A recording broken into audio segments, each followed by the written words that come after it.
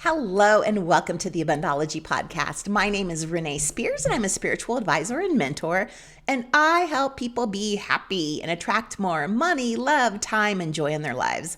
I'm coming to you from beautiful Bozeman, Montana, and this is the weekly energy update for the week of March 6th, 2022. Every Sunday, I talk about how the energy is going to be for the week ahead, and I also infuse the show with some positive vibes, so you do get a little positive energy boost just for listening. And let's start this week with a couple of deep breaths. The invasion of Ukraine has been a lot, and man, has it affected our collective energy. So let's just take a moment to acknowledge that. And to acknowledge that there isn't much we can do about it. Sure, we can donate and we can book Airbnbs and we can protest, but that doesn't feel like enough. But what we can do is use this experience to increase our gratitude and appreciation of life and what we have. And I'm talking about appreciation of the things we routinely take for granted, like water, like heat, like electricity, like peace.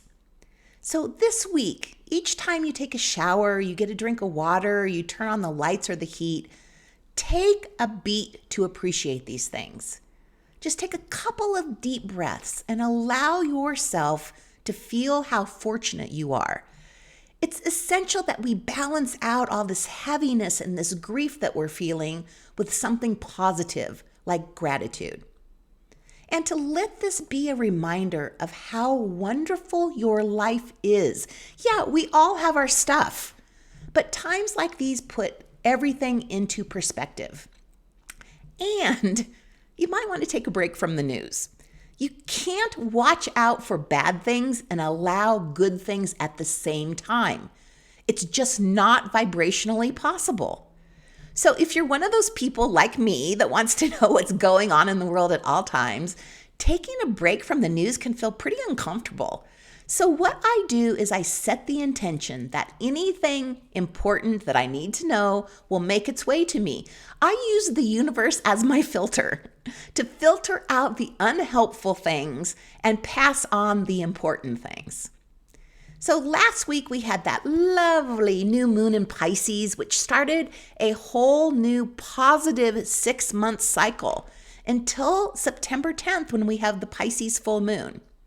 And then yesterday on the 5th, the Sun and Jupiter made their annual conjunction in Pisces. That's called the Day of Miracles when they meet, and we will feel that positive energy all week. Also this week, our intuition is off the charts. We have two things happening that amplify our intuition.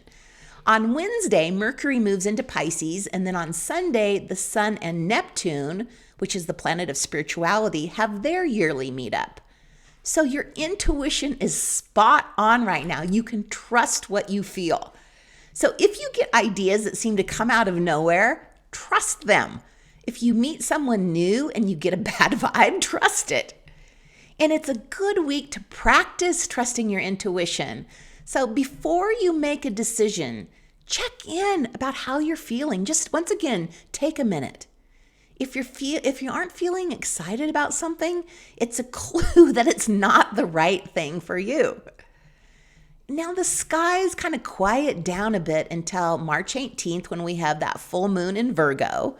And then 2 days later on the 20th with the spring equinox, which kicks off Aries season and the astrological new year. So spring is coming. You can feel it in the air. Even in snowy Montana, I can feel it.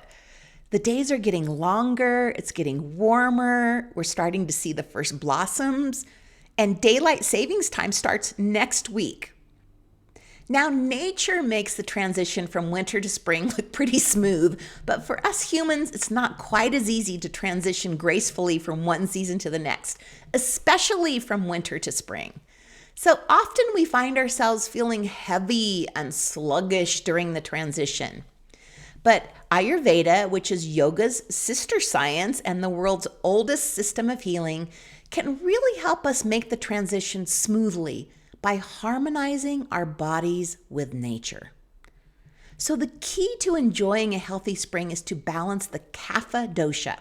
So Kapha energy gives our body its watery qualities. It provides lubrication for our joints, and it's the mucus that protects our sinuses, our lungs, and our stomach. And when Kapha is in balance, we feel strong and we feel stable. And when it's out of balance, we might feel sleepy, kind of mentally dull, or maybe even depressed. We also might have some excess phlegm, feel lethargic, have some weight gain or water retention, and we just feel heavy.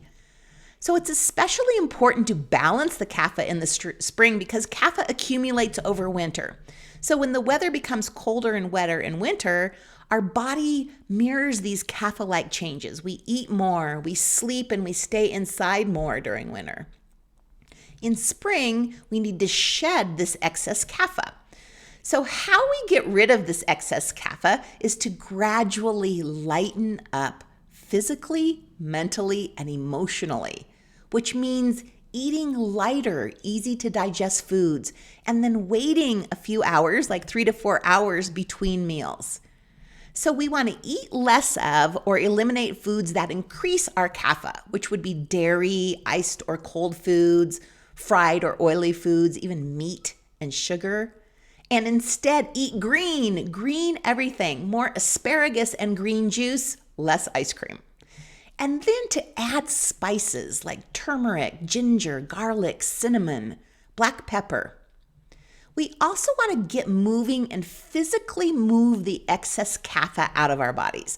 So think of increasing the heat in your body, heating up your body, speeding up your metabolism with walks, with yoga, with breathing. We want to gradually warm our bodies up. So go slow and let your body adjust slowly. And then the fun part is to tune into nature.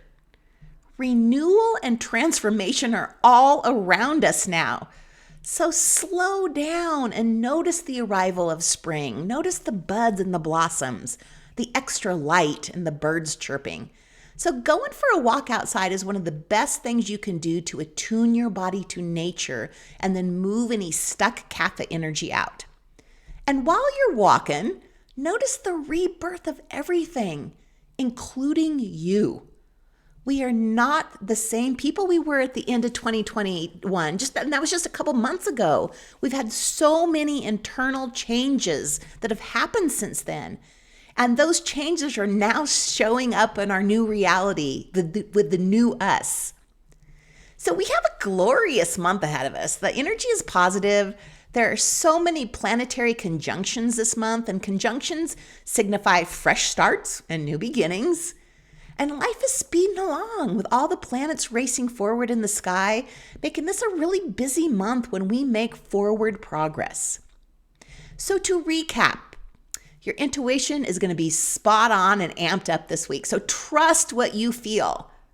Spring is coming. So this is the time to balance your Kapha energy by eating less dairy, meat, and fried foods, and eating green, and adding some warming herbs like cinnamon, turmeric, pepper, black pepper. And then get outside for a walk to notice nature doing her thing. And take a minute or even longer to appreciate how good we have it each time you turn on the lights, each time you take a shower or have a drink of water.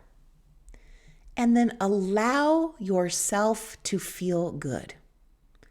Allow yourself to let the good in. Allow yourself to feel good without any guilt. Feeling bad doesn't do anything to help the people in Ukraine. So allow yourself to feel good without any guilt. And as always, thank you so much for listening. I did have a wonderful conversation with Janelle Woodleaf last week about the 5 self-love languages. She shared so many easy ways to show your self-love. It's worth a listen. And then this week, I'm talking to the Spirit Mamas about how to raise conscious kids. So I hope you check out both of those podcasts because they're going to be good. Anyway, have a wonderful week. Take a minute right now, just after this podcast is done, just to allow yourself to feel how good your life is in this moment. Focus on the good. Don't think about the bad. Remember, you can't feel both of them at the same time. And then I will talk to you again next week.